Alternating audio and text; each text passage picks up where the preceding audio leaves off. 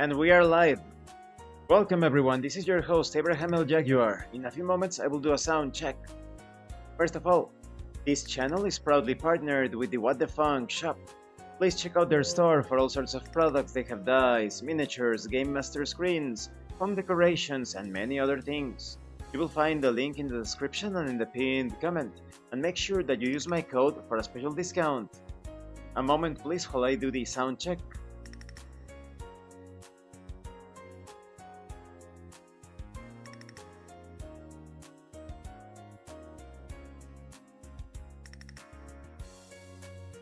Sounds good. Today we are continuing with the White Album visual novel. Let me adjust screen. Music volume okay. Full screen. This is an important point. Yayoi arc. Unless I have a couple of key options for these dialogues. Specifically, I have to say no to something. Then I won't be getting her out. So, but let's see. Let's hope we get it. We have been doing everything else correct so far. I suddenly realized I came here empty-handed. This is in the backstage after Yuki had her concert. My belongings, along with the gift I brought for her, are all back in the hallway. Oops. Huh? What's wrong, Toya? Sorry, I brought a present, but... Really? Hahaha. Don't worry about it, Toya. I mean, you coming here to see me is the best present you could ever give me. Oof. Oof. It hurts considering we want to end up with Yayoi. That's all I wanted. I don't need anything else. Yuki. Just kidding. To tell you the truth, I wasn't able to get you anything. I was too busy. I'm sorry, Toya. Oh, she's underhanded. Now we see the true face behind Yuki. She was playing us. Oh, it's fine. I should be apologizing. What kind of relationship is this?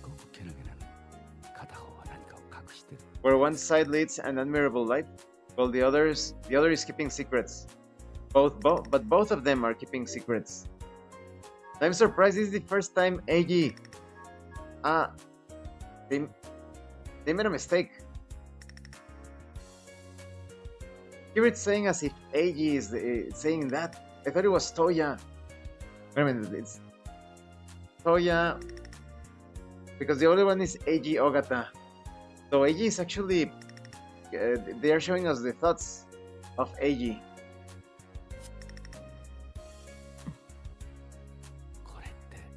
It's painful for both, the one who gets stabbed in the back and the one with the knife. He's whispering to Yayoi. You know, we can hear you guys. I knew you'd definitely come to see me perform, which is why I gave it my all. But AG is a hypocrite. Yuki is also a bit too timing Toya going on dates with AG. Secret meetings. And you did a spectacular job. I'm glad you thought so. And yet I can sense shades of anxiety hidden behind her apparent relief. It's always like this. The show of bravery is almost infuriating. For example, I know Yuki has a small box tucked away with a bow on it. The gift for Toya. You think that's a Christmas present from Yuki to me? Not likely. It's a total mystery. Who did she get that present for? What do you think? Is it for you, maybe? You bringing up my performance made me embarrassed all over again. Yes, it's over with Yuki, it's over. We need to get it on with Yayoi. Oh, it did? Come to think of it, I've been very careful not to talk about any aspect of her singing career. But I meant it when I said I thought you did a really great job. Thank you. And yet the smile she gives me lacks the cheerfulness it used to have. I was worried about you. Lately, it seems like when you're with me, Toya, you don't laugh like you used to. My heart skips a bit, so I was wondering if maybe I did something wrong. The union between Toya and Yugi should never have happened. First place. Actually, forget I said that. I'm sure I'm reading too much into it. I just really wanted you to be here to see me perform. That's all I cared about. That maybe if you saw me on stage, you'd be a little more okay with what I'm doing. Because this is all I know how to do. It's clear she's figured out my feelings toward her were wavering. But does she really think it's just because she's been busier lately? She hangs her head before murmuring quietly, I'm sorry. Game, set, and match, kids. Just as Yuki looks like she might burst into tears, Eiji suddenly pops up out of nowhere. Here you go. I got you something for Christmas, Fuji. What? Hands me a small box wrapped with an adorable ribbon. Oh, just trying to help you out, Yuki. It's my consolation gift for the poor kid who didn't get a gift from his sweetie. So go on and take it, Fuji. Okay. This pink ribbon. I can't say it exactly strikes me as Eiji's style. Don't look at me like that, kid. Take it, take it. Now then, Yuki. She snaps to attention, surprised at being called out. Let's get you home. Oh, you must be exhausted, right? Ogata. Yayoi quietly interjects from behind Yuki. There's still a crowd of reporters and fans outside the venue. We're going to have to wait before she can leave. Well, I want to leave now. Any later and my dear sister will start blowing up my phone, and I doubt she'd believe any excuse I give her. I'm sure Yuki wants to get home as much as I do. But that's not true. I'm fine waiting around. Yayoi knows what's up. Don't give me that look, Yayoi. Eiji wants to pull the moves on Yugi. It's gonna be fine. After we send the decoy out, we can take our time heading home. Decoy? Yep, her decoy. I was hoping to ask some sweet young thing, but then I found some schmuck who's willing to do anything for Yuki 24/7. He grins at me, snickering mischievously. You mean me? I gave you a Christmas gift and everything, so you can't say no now. So you'll do it, right? Fine. There's a vibe coming from Eiji that makes me feel like I can't turn him down, regardless of what I want. I accept my fate and nod. Great, I need you to do it. Yuki, lend the kid your coat, and Yayoi, I'm going to need a broad-brimmed hat.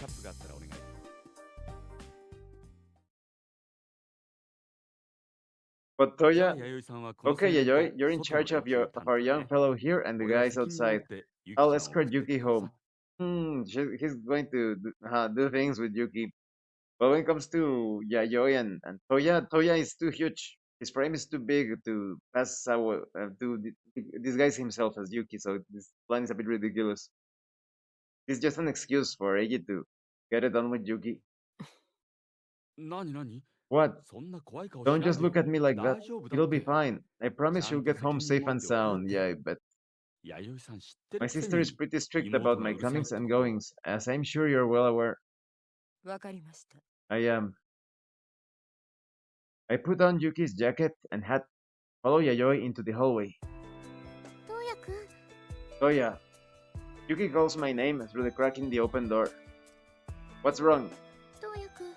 Toya, I'm really sorry about all this. And after you came out to see me, now this is the end. This is the breakup between Yuki and Toya. It's fine. Just the nature of the business.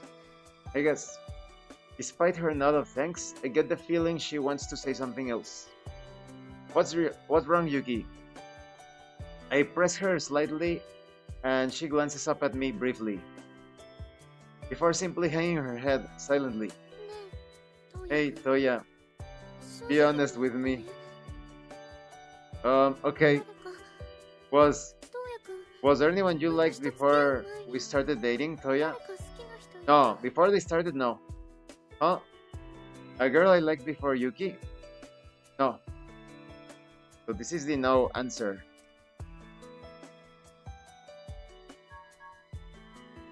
No. Considering her successful performance, why is she worrying about something like this now? My confusion over such a seemingly random question makes me hesitate. I mean, not really, probably not. I honestly don't remember. Yuki looks me straight in the eyes. It's not a lie, yet I can't deny the nagging guilt I feel regardless. I see. She finally murmurs under her breath, a hint of something far different from relief in her expression.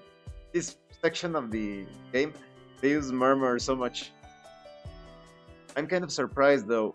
I didn't know you cared about stuff like that. Yeah. I've been worried ever since that day when I told you how I felt about you.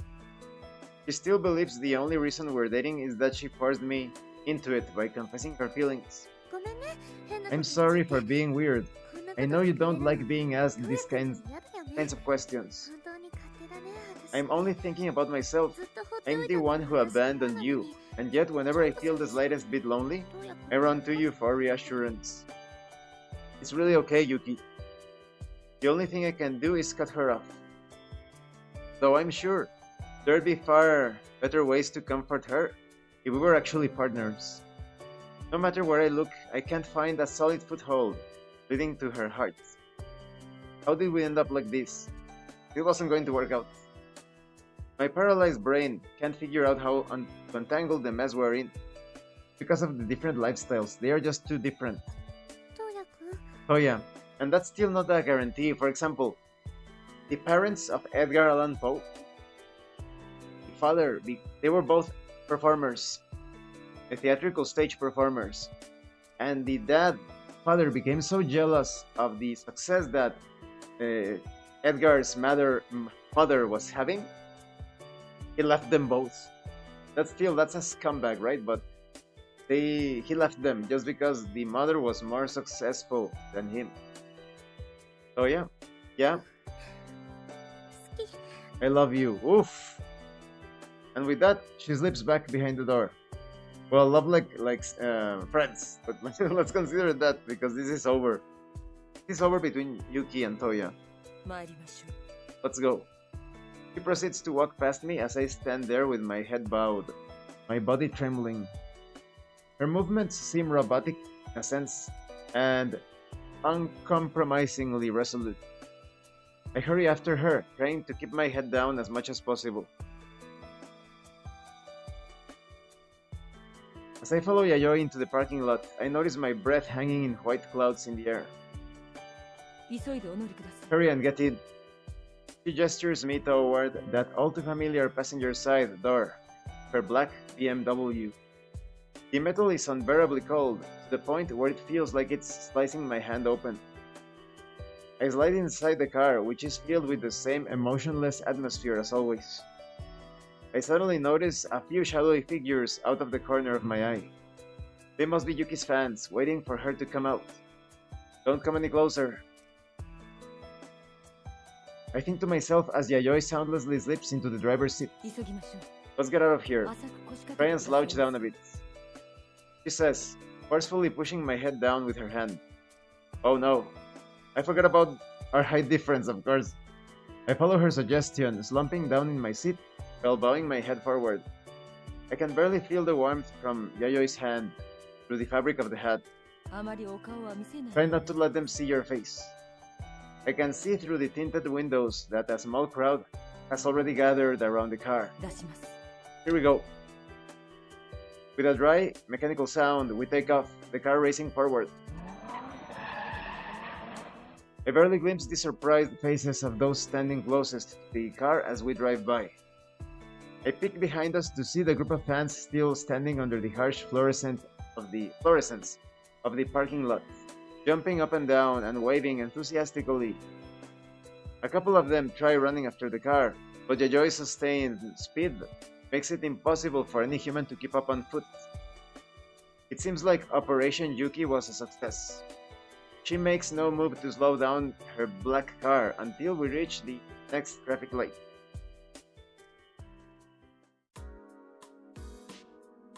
Seems like we managed to pull it off. I say to fill the silence as Yayoi waits wordlessly for the light to change. That's good, right? There's an embarrassing tremor in my voice despite my efforts. Yes. But her response is as flat as ever. And now all those people who were waiting outside think Yuki's already left.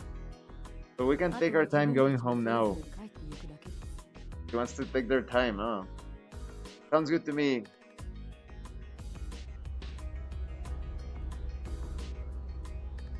As soon as the light changes, the car leaps forward.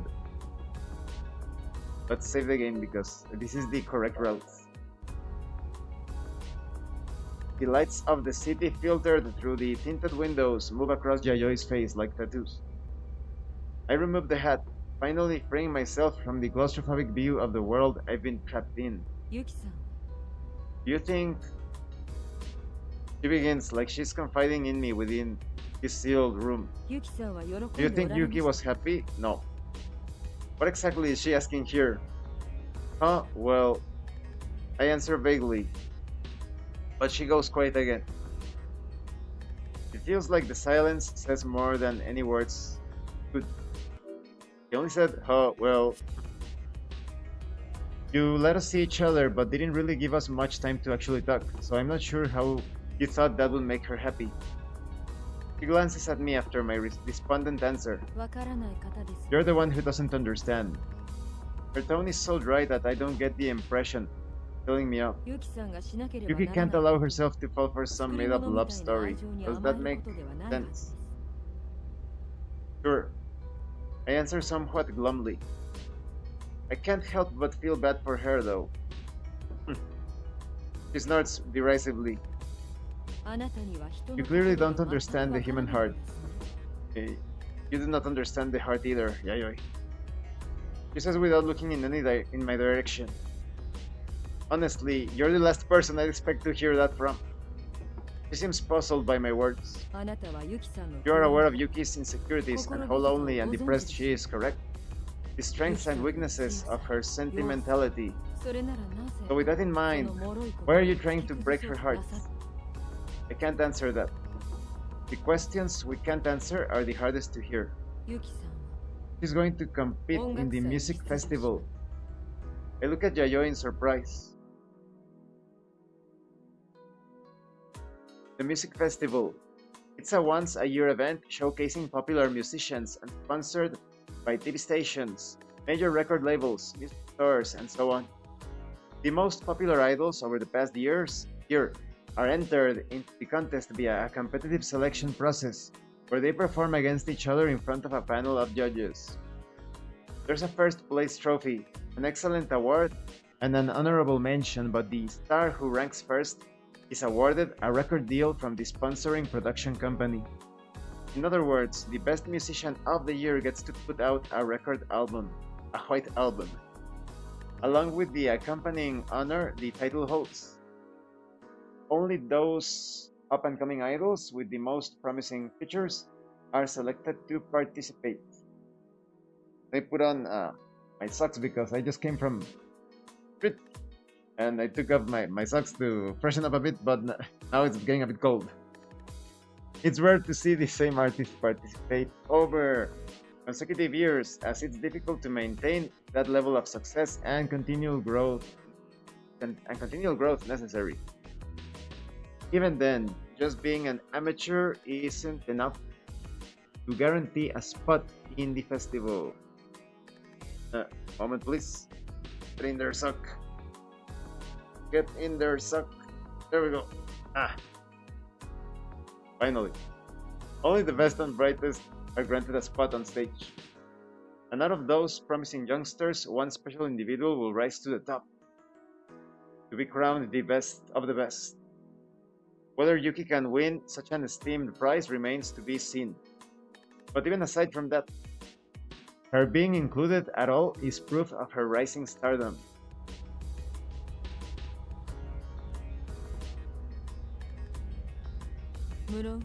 I'm telling this to you in confidence, of course. It's not public yet, so don't go spreading this around. I'm assuming this must be a secret. Ah, yes, that Yuki mentioned to me on the phone the other night. Understand? She speaks calmly, acting like she's won some kind of argument. Sure. I have no idea what exactly it is I'm supposed to understand. But I'd nod anyway. The only thing I can see is this illusion that Yuki is moving further away from me. This Toya doesn't understand anything. Yuki. My voice trembles. My head bowed. It's tough, isn't it? Watching her career grow and take off?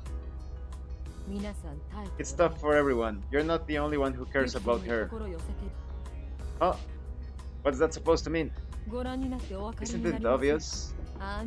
That's right. Ogata is only one of many charmed by her beauty and talent. Beauty? Meiji likes her? That is what led to this unseemly fight for her affection. If that's true, then why did she let Eiji stay behind with Yuki exactly? My words trail off before I can finish, but her attention remains focused on the road ahead, because she thinks that if Yuki sleeps with Eiji, she's going to make progress in her career. Fine. He won't try anything, not tonight at least. He doesn't want her to know how he feels yet. Correct. He nods briefly, but that relationship is messed up between Eiji and Yuki. Yuki should end up with anyone else but Eiji, because Eiji, he has this fixation, this fetish. He looks at Yuki as if she's his long-lost mother. He's not looking at her for what she actually is. Besides, there's someone more important than Yuki in his life. More important than Yuki? More important than her? Himself. It might just be my imagination, but I noticed the faintest hint of a curl on the corners of her lips. Could it be that his entire conversation is her getting revenge on Eiji for kicking us out earlier? No, I don't think so. I don't see a reality where Yayoi confides in anyone about her own feelings. That man has his own way of thinking. He's trying to tell me something. That's the impression I get. The same woman who emphatically denies harboring anything as vague as human emotion. He then proceeds to drive me home without another word. Once again, I fail to find an appropriate topic to fill the silence during the ride. I thank her as I'm getting out of the car. I turn to ask her a question. Oh no, tell me this is the correct route. We need to get the prompt. Do you want to come up for a few minutes? What's your plan now? Go home and sleep. By yourself? Pretty cold in winter. Yes. And that's it? Yes. Well then, do you want to come up for a few minutes?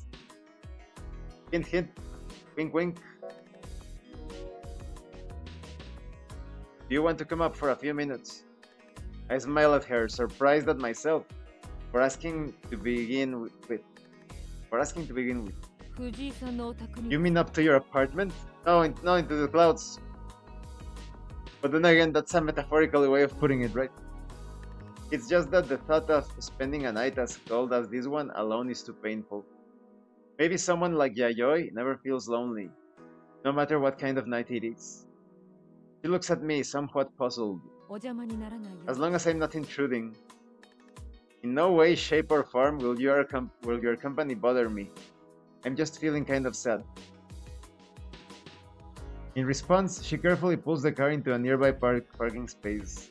I start to shiver again as I watch the lukewarm exhaust get carried away by the night wind. Yayoi also knows exactly what is going to happen. I really was pretty lonely. But here's a funny story that happened to a friend. He wasn't exactly my friend, an acquaintance, right?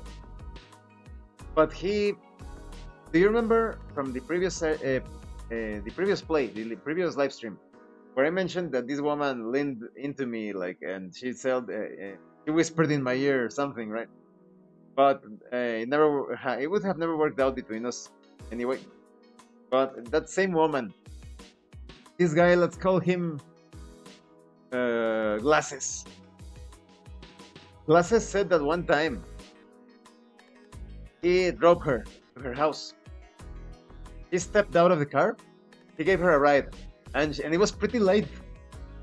And she said, "Do you want to come inside for cake?" But it was very very late, and she said, "Do you want to come inside for cake?" Right? And he thought immediately that he was going to, to do certain things with her. I can imagine, like you are imagining right now. They step inside. She leads him to the counter. She serves them cake. They finish the cake. And she says, "Well, there you go. And now, please leave my house because I have work to do tomorrow."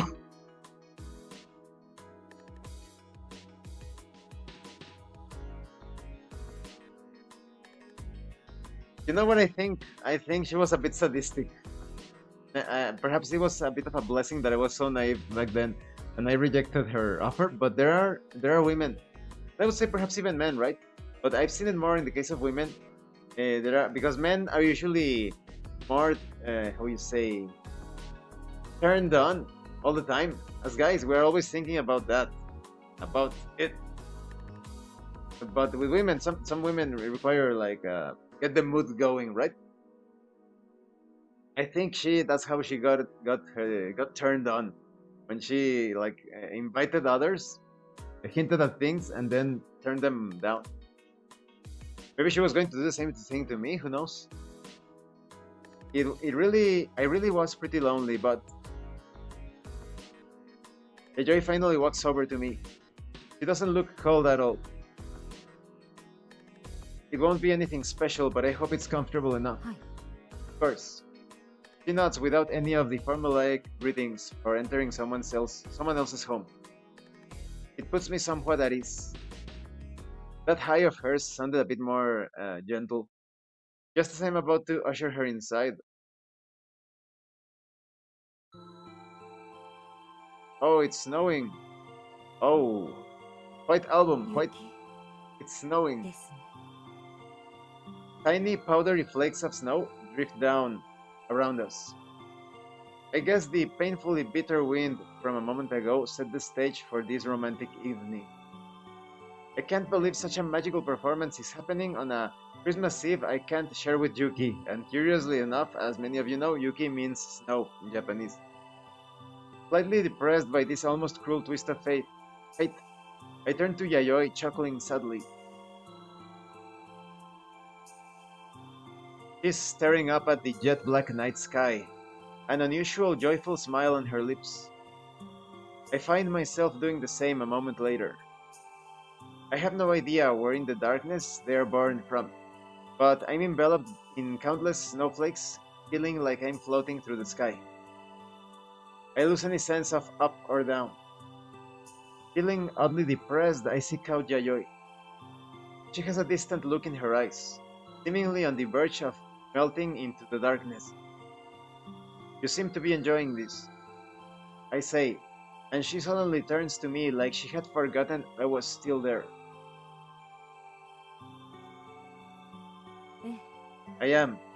Yayoi is much more beautiful than Yuki. 100%. And her voice, everything, her style. I love winter. I also love winter. A tiny snowflake falls in a soft hollow above her upper lip and quietly vanishes. My cheeks instantly turn crimson, as if I'd accidentally glimpsed something incredibly erotic.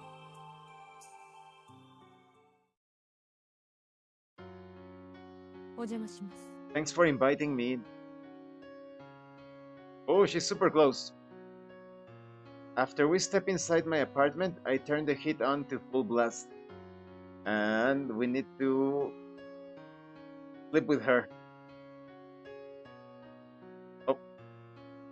Need to sleep with her. Should start to warm up in a moment. Sit down wherever there's space. I'll make some coffee. Thank you. I'm about to head into the kitchen when I suddenly turn around, feeling like something's off. Maybe it's just that I've never had a guest over to my apartment before. Never? Maybe it's a new apartment, right? With that in mind, Yayoi seems almost out of place against the backdrop of my room, full of the echoes of my everyday life.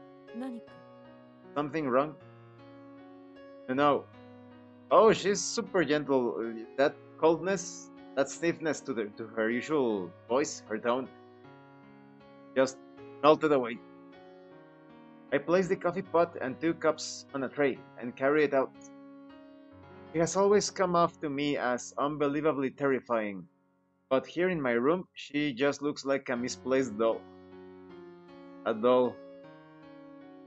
That analogy would explain her bizarre lack of emotions or even humanity. She's a mysterious creation, made of porcelain, resin, and wood, but not skin. It's because she has experienced so many hardships, she's a bit jaded. I would say extremely jaded in some cases. Yuki is the only woman who's been here in my apartment up until now. Not only that, but she's also been trying to tear me and Yuki apart. This woman is the exact opposite of Yuki, and that's why I like her. That's why she's best girl. It's surprisingly tidy. Huh? She says suddenly while looking around my apartment with wonder. Please don't scrutinize it that closely. Though my words have no effect as she continues to do so. Oh. Her gaze suddenly stops on the windowsill next to my bed.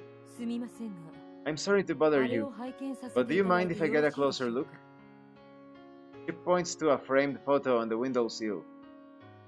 It's of me and Yuki from before she made her debut as an idol. Oh, sure.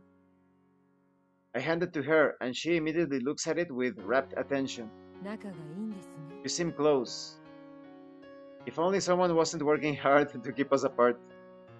I say somewhat bitterly. And yet she doesn't react at all, as if unfazed by my words. I envy you. And then she falls silent. Her silence is something of incredible purity.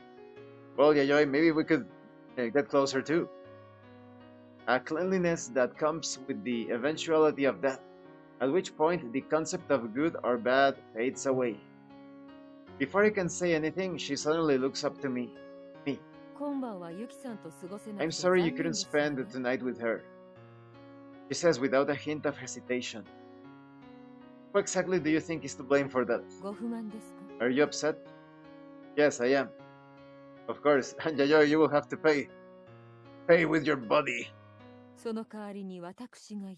I'm here as a kind of replacement, right? I'm at a loss for words.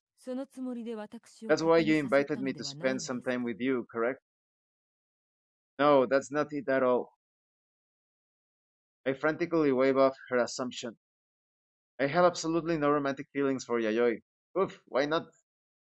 And I'm sure she has absolutely no interest in sleeping with me. The thought only makes me more depressed.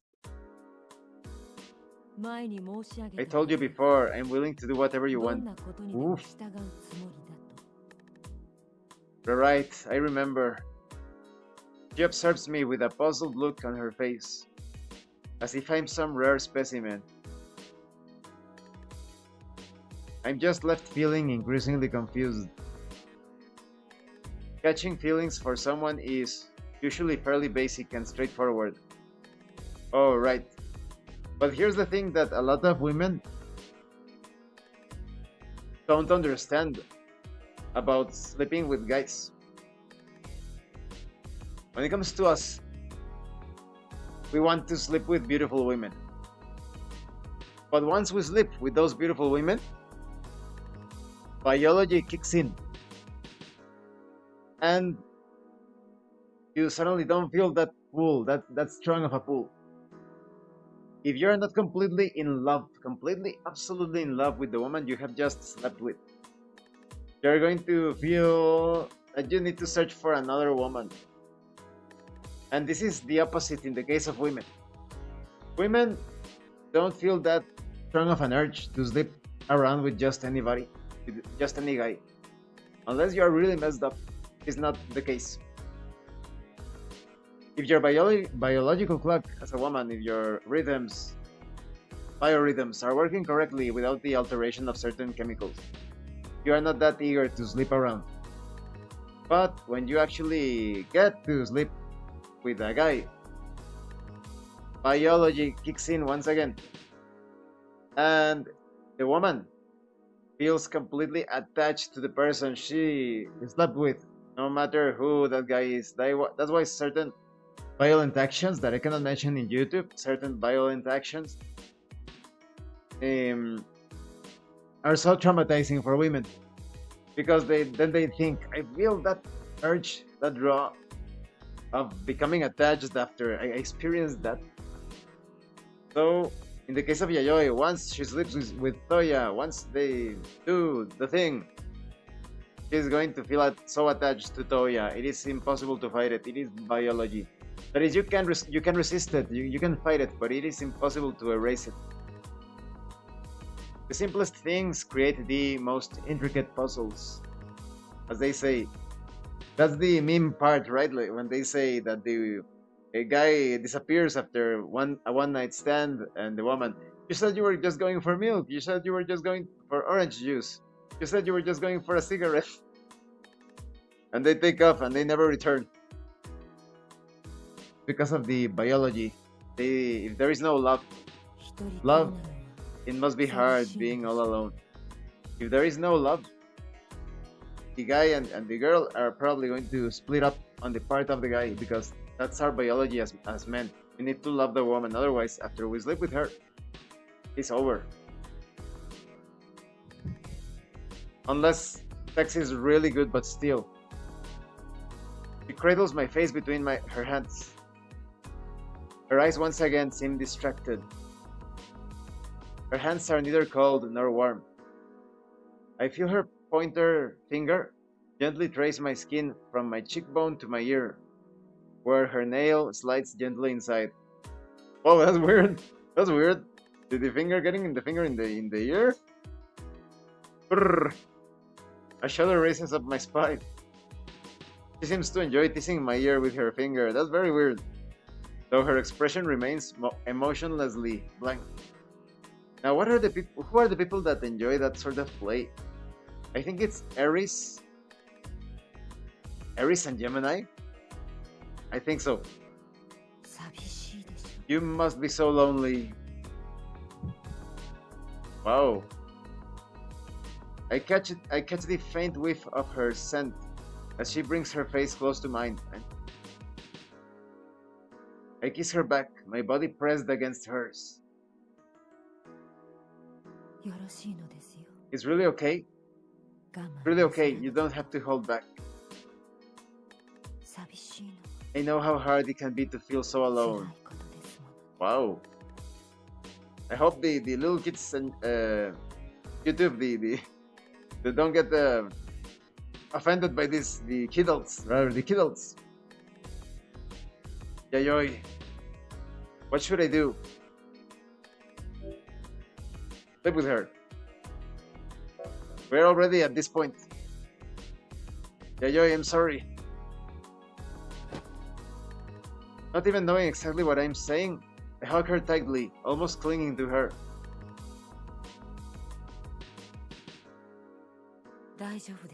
It's really okay, Fuji. She murmurs while cradling my head in her arms. You don't have to be lonely anymore. I look up at her and she chuckles lightly. Her smile is warm and kind. Warm and kind, that's so weird for Yayoi. Her smile is warm and kind. Yet it reminds me of that cruel laugh of hers the other day. There's a look of passive encouragement in her gaze. I realize I'm holding onto her body tighter than before. In the anime, they have this exact scene, this exact image, but it is handled much better in my opinion, because she already has her Cleavage. Blade. I know she's manipulating me, but at the same time, I find myself acting on my own insatiable desire. That's the impression I get.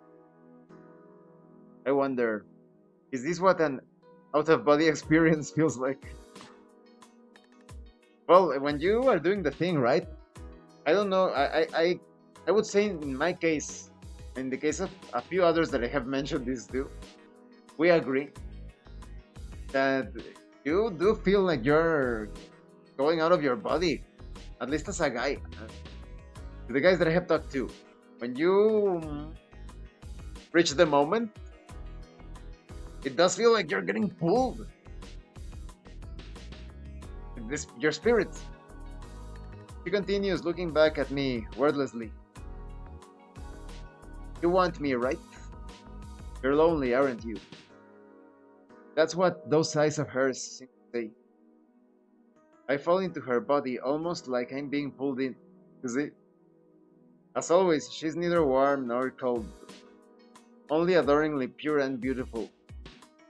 It seems obvious that her body wouldn't be any different from that of any other woman.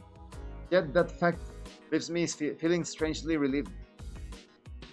Her body being almost too perfectly taken care of is so very like her.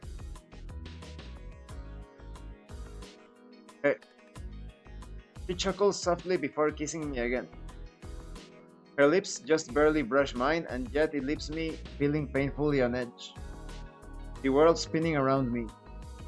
And from her lips I taste the faint rouge of her lipstick. My heart races my chest, as if in panic. Although you can barely see the lipstick on the illustration, right? Maybe she doesn't notice at all. And yet the more I think about it, the faster and louder my heart pounds. Most of you perhaps are already aware of this, or perhaps not. This is not that common of knowledge. But in anime and manga, that's why they do those faces, with little to no features. They only the nose, the mouth, the eyes, the eyebrows, and just a very few tiny features so that your mind completes the rest of the picture. So that's why sometimes they don't use the red lipstick. Some people don't like lipstick that is too red, like, how you say, too flashy. Some others like it a bit more toned down. And in some other cases, it's the other case, the other way around. So that's why you finish coloring or drawing the rest of the face in anime and manga. Your mind does the rest. Maybe she doesn't notice at all, and yet the more I think about it, the faster and louder my heart pounds. I can't help but moan. Her teeth sink into my lower lip. She acts like she's in a trance, still with that distant look in her eyes. She bites me over and over. Whoa. Likes it rough. It's light enough not to leave a mark, and yet it feels far from gentle. My own breathing in my ears is embarrassingly loud. Yayoi is used to this. I'm blushing a deep crimson, my body feeling like it's on fire. I don't know why, but for some reason I feel incredibly humiliated. I can't stop myself from shaking, enough that it causes Yayoi to look at me surprised. My feeling of overwhelming shame is enough that I can't bring myself to look into her eyes. She slowly brings her face close to mine. A faint smile plays over her lips, and then she laughs in a way that makes my body shudder. You react just like a woman, Fuji. Yeah, man up, Fuji. It's almost like I'm being forced into doing this, despite my own desires. It wasn't supposed to be like this. All I wanted was a momentary diversion. This agreement between us was supposed to be mutually beneficial. Yet I've always been at a disadvantage, her using me for her sole benefit. This act between us is agonizingly painful, and yet I can't pull back. I can't do anything but surrender myself. The feeling of being unable to escape akin to fear. And it's scary, right? The first time I experienced that feeling, it's horrifying how your body Suddenly you become like a pilot in a cockpit, and you have no control over the control. The mecha won't respond. It starts moving, doing its own thing, and that's for when people mess up during the activity. Is when they don't let the animal self take action. But we are not just ourselves. There are more dimensions or spirits to us than we can imagine. The awe of a small animal facing an apex predator.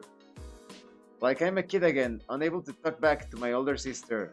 Just like in combat, in martial arts, fighting, you need to let that animal side take over. Trust it. Trust it, and you will make the right decisions. You will become one.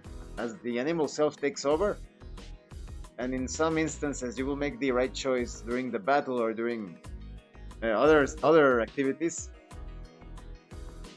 I'm unable to push her away, so I do what I can mentally brace myself. Let me drain your blood. Oh, she speaks like a vampire. Huh? Are you a vampire? The excess blood between your legs. Well, that makes sense, right? From that point forward, I no longer had any say with her taking complete control. Manipulated by her mechanical technique, devoid of any kind of emotion. And yet I couldn't stop myself moaning in pleasure the entire time. Please stop. And yet I can't force the words from my mouth.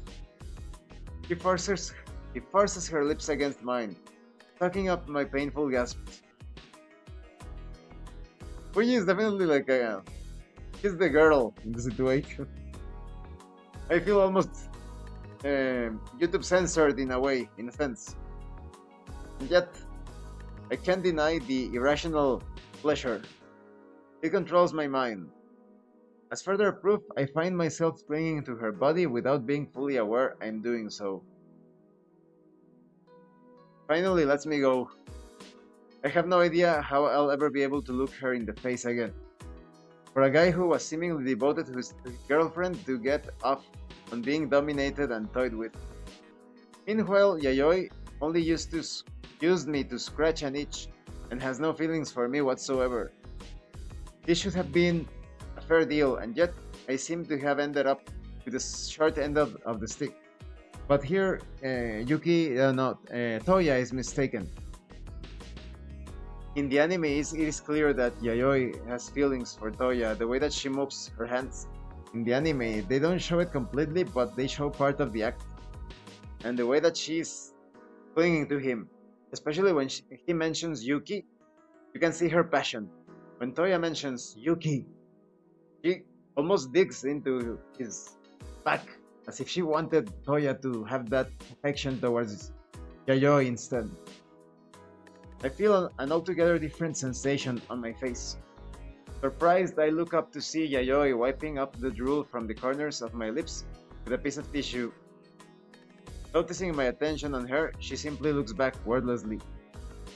I feel like she's cuddling me as if I were a baby. No, her movements are far from mechanical, with absolutely no emotion behind them. Are far more mechanical. Like a robot nurse, I want to die. I'm overwhelmed with shame. She looks at me curiously before taking my face in her hands once more and pressing her lips against mine. Stop, I've had enough. Toya, you should enjoy it, Toya. You should take action. But she won't let me go. She continues seemingly automatically, apparently oblivious to my repeated pleas to stop. You see, Yayoi isn't stopping. If she was just like her job, she would have stopped. Like, okay, I took care of this guy's urges. Now, I'm heading back home or whatever. Or just going to sleep, right? I cover my own eyes. 泣いておられるのですか? Are you crying? With my arm draped over my eyes, all I can hear is her voice. And this works so well with women. In the case of men, we actually feel turned off by women crying because there is a chemical that they produce their tears. But in the case of women, if a guy cries, they feel that motherhood gets into them. Am I crying? Of course not. No. But as soon as I open my mouth to tell her otherwise, I feel something hot on my a teardrop. I guess I really am crying after all.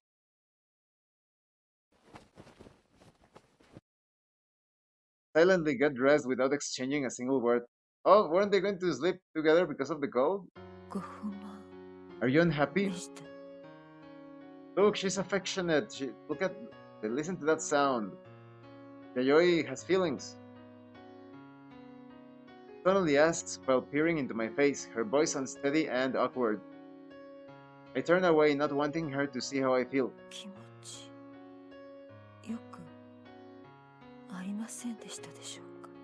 It didn't feel good? Not at all. You see, she's disappointed.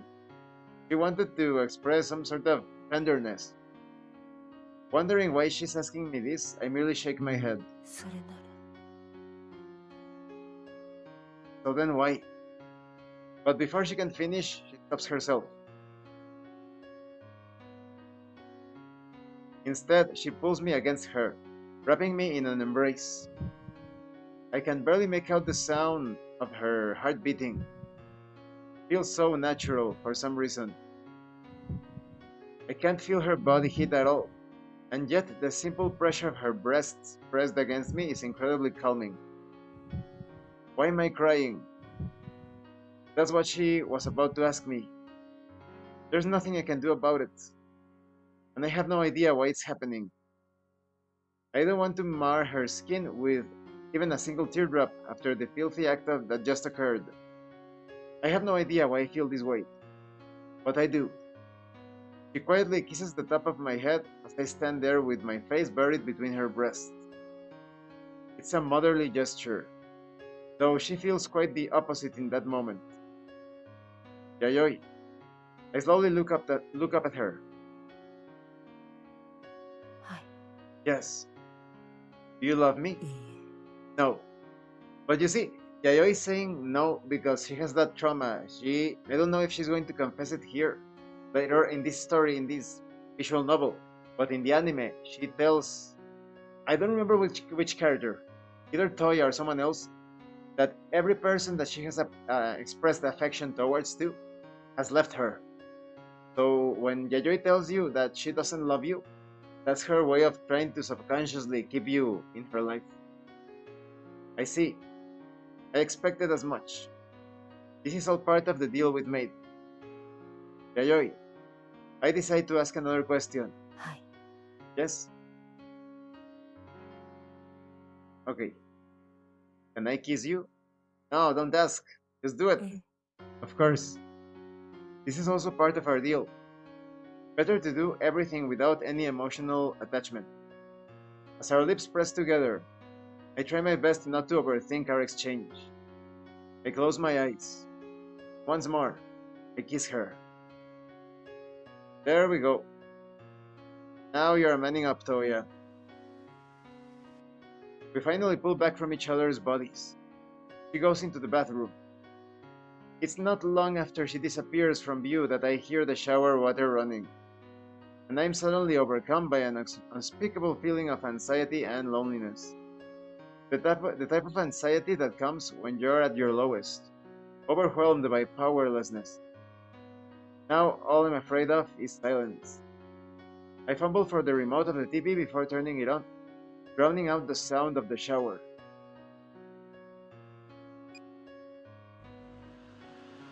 There's an old foreign movie playing on the TV. Story of a man who longs for death. It's fairly quiet and boring. The sound of the shower is monotonous. The longer it goes on, the louder it gets, drowning out everything else. As I wait for her return, I hug my knees to my chest as I stare at the TV screen. All alone. I just want company without worrying about breaking someone else's trust.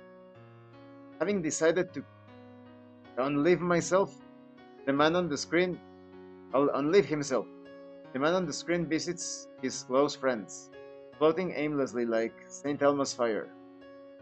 The sound of the shower will never end, and all I feel is this relentless tedium and anxiety. Spiraling in an anxiety loop, I progressively grow sleepy.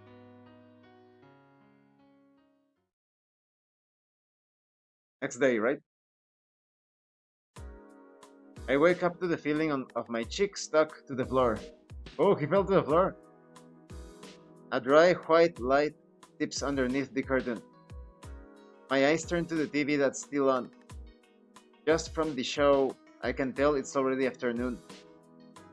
Well, we're going to stop for today. I'm guessing Yayoi left first. Thank you for watching this live stream. In about 3 hours, more or less, I'm going to continue with these live streams.